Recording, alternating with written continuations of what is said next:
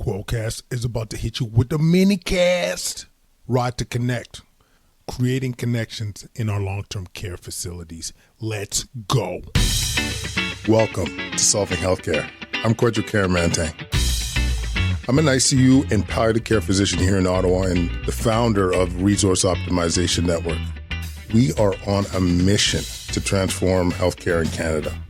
I'm going to talk with physicians, nurses, administrators, patients and their families because inefficiencies, overwork, and overcrowding affects us all.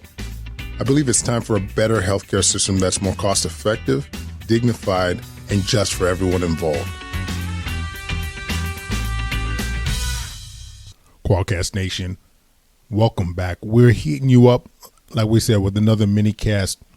I'm so proud of this initiative. It's from the University of Ottawa Medical School, where they saw the need in our long-term care facilities, the lack of connection, the loneliness they were receiving from lack of visitation. So they started this initiative, Ride to Connect, where they cycle and raise funds so that our nursing home patients have access to tablets so they can connect with their families. They get education on how to use the tech to be able to connect with their families. So beautiful. These kids, once again, doing what they can where they see the need and, just showing love, just showing that support in the community. And I'm so proud of these guys. So we did this episode about a month ago. We're releasing it now just to support these guys. And I'm so proud. So without further ado, Adriano, Amy, and Francesco. Quollcast Nation, we got the kids on the show, man. The kids are representing today. Ride to Connect. We have Adriano. We got Amy and Francesco from the Ride to Connect community. Welcome to the Quollcast, guys. Thank you for having us. Amazing. We were just talking a second ago about how much money these guys have raised so far. But before even getting into it, we'll start with Francesco, maybe. What is Ride to Connect? Why was it initiated? And just tell us about what it's all about. Yeah, so Ride to Connect is a cycling community, and the idea behind it was, we're in the middle of the COVID pandemic. People are looking for ways to get out of their house, get physically active, and actually a lot of people picked up cycling, and we were some of those people who just decided that we never did it and we wanted to get active, but then we realized we have the potential to do something great. And obviously in the news, we've seen so many stories about seniors in long-term care homes or elsewhere that are really completely cut off from their families, the rest of society, whether it was groceries or medicine, or really so many different ways. And we wanted to do something to help improve their lives because it wasn't just an issue during COVID, but this was something that was going on before it. And we anticipate that, it's going to be something that goes on afterwards. So we wanted to find some kind of effective solution that we can do to make some long-lasting change and benefit for this population.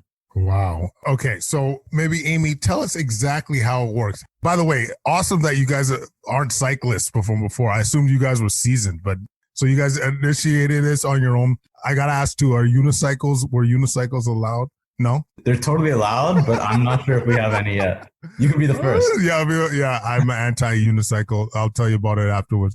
But yeah, Amy, maybe tell us how exactly it works.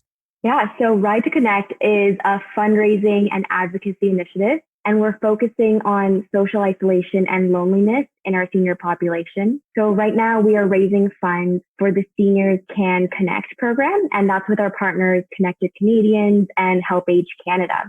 So what this program does is it lends electronic tablets to seniors in need.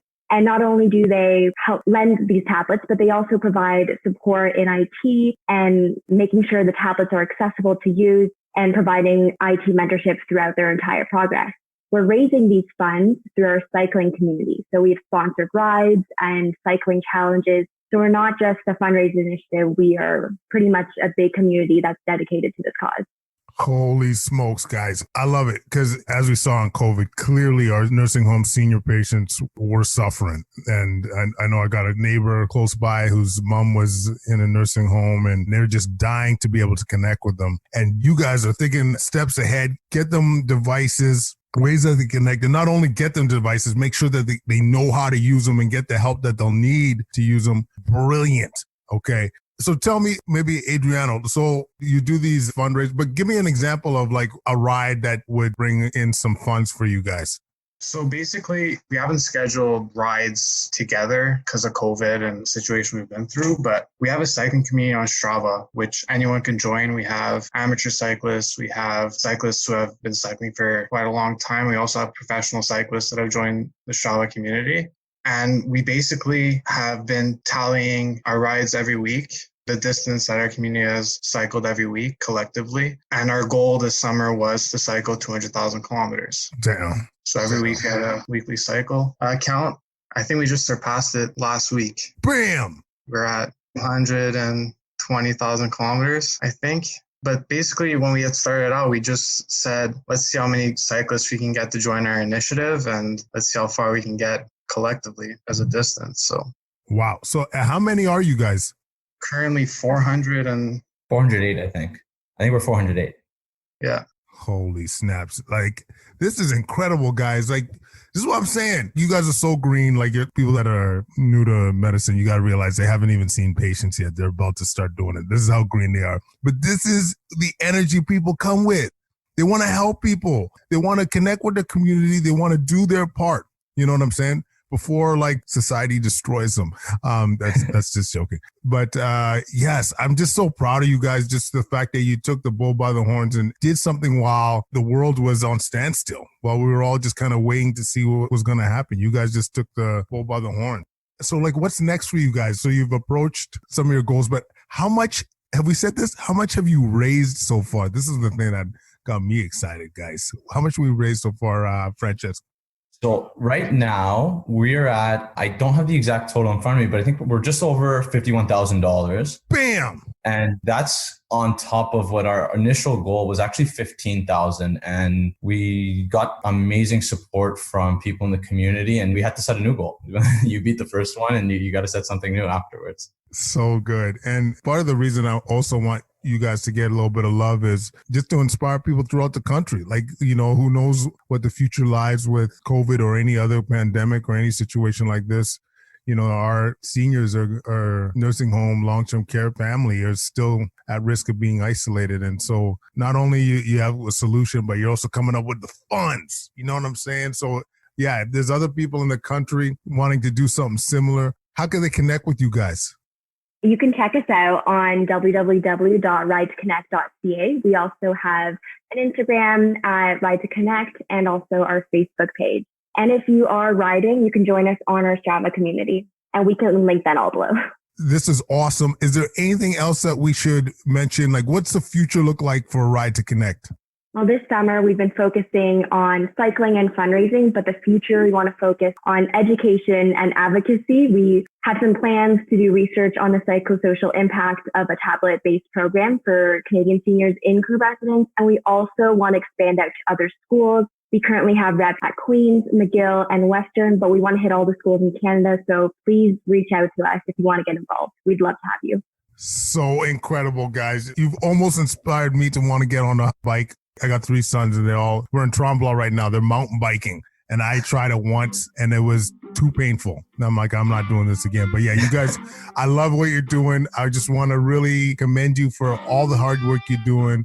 I'm so looking forward to seeing you guys on the wards, where we're going to also stomp out some disease. You know what I'm saying?